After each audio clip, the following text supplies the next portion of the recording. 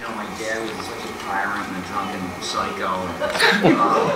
You know, and he had real talent. He really did. He just didn't know how to make it work for him, so he never had a job, a career rather. He always had these little jobs, you know, delivering beer and, you know, working for Fago Soft Drink Company. I don't know if you know that company, but it was up in Detroit, Michigan. And he worked for Canada Dry, and he was witty, and he did voices and jokes and everything. And if I did one thing in front of him, I got the smack down. You know, he was just, I don't know why on earth he would be threatened in any way, but I kept my mouth shut for years. And I was one of those guys that if you know, went to the piano, and if I tried to play something, the lid would come down, and like made noises and little voices. It was like, can you not do that? What's the matter with you? So basically, he was a caregiver. Yeah. Yes, I was well taken care of.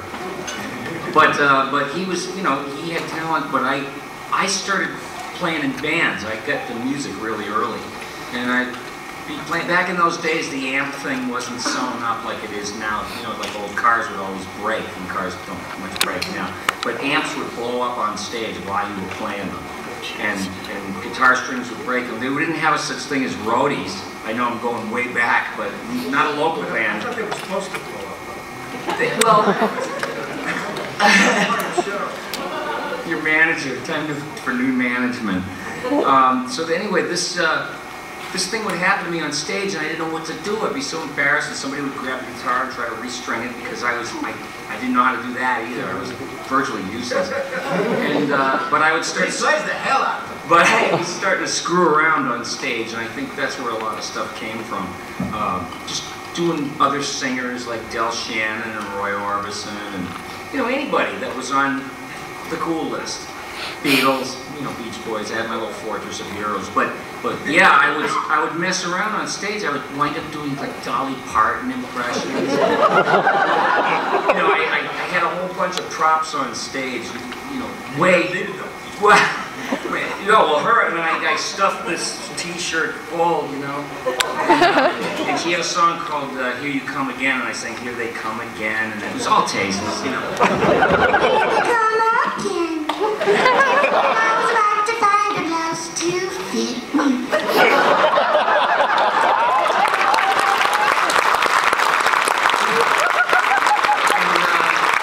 People like that better than the music. I said, really? What's going on? So I would just keep at it. You know, I was getting the attention kind of gave me the spark. And I got into radio after that music stuff.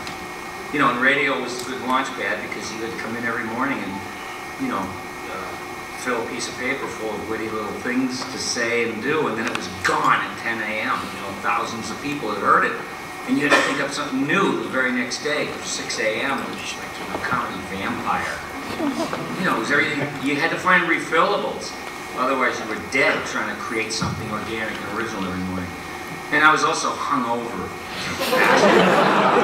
and drugged out. That was a little part and parcel to the band days, you know. So that was, you know, it all worked out. I cleaned up and, you know, got into voiceover when I got out of radio. I worked with Howard Stern for years. And, you know, and then I started doing auditions. No, they're not for him. They don't take him. Hey, Robin, they just... They loved you for him. Yeah, Robin, they just farted. Imagine him as a judge. Can you fart? Can you fart the national anthem? No, the Canadian one. That's harder. Yeah, so there you go. It's life and art. Oh, so my turn. Yeah. Well, yeah. Well, anyway. Well, like everybody else, I admired Marcel Marceau. And for years, I was out there on the street going, and it didn't work, so I finally opened my mouth. And now I get to hang out with you guys. Okay, quit.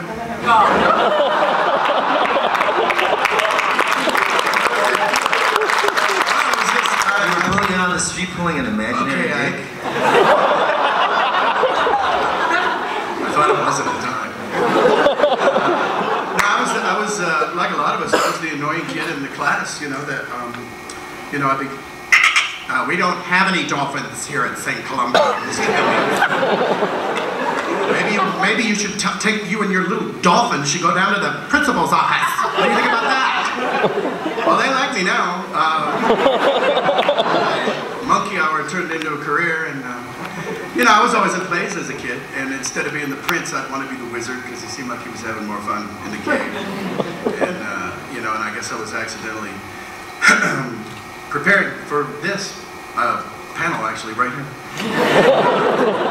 And it was great, yeah. You know, and like I guess, and you know, I realize a lot of us, we've had discussions before. I was a musician too. I've been a professional musician since the age of 13. You know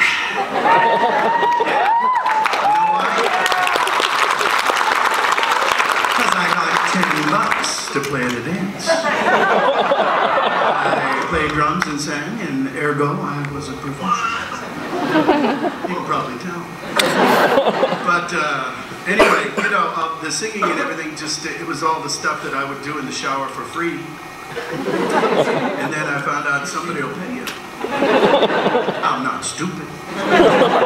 So, no, I guess I just kind of, when I was a kid, I always wanted to, I actually really did always want to do this. I knew I was going to be an actor, a singer, a musician, a painter, and, you know, an artist, and a dance. Oh, no, wait, I wasn't going to be a dancer. No, you don't want to see me dance. But I got everything out of the way except dancing. And it all kind of blends together, actually. The music, the singing really goes into voiceover because there's always a rhythm.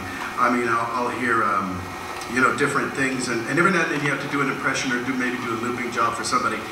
And the bad guys are always in the minor key. They're always sort of, you know, oh, really? You know, and there's just something about that. And I think there's a musicality to it that once you glom onto it, I think it's just in your head and it's kind of a subconscious thing. And then the other thing I used to do was do impressions of my relatives, you know. My Uncle Sam and my Aunt Grace got best souls. Uncle Sam's been a dragon or an ogre many times because he actually, I swear to you, and I'll call up my cousins and I'll say, oh, by the way, your dad's going to be the dragon this Sunday morning on, you know, Puff Tail or whatever it was. Because my Uncle Sam actually did sound like this. It's a really good impression of my Uncle Sam. You don't know Uncle Sam, but if you did, you'd be going, that sounds just like Uncle Sam. So, and Aunt Grace, bless her heart, she always sounded like she was, you know, like she had been hit in the head with a 2x4.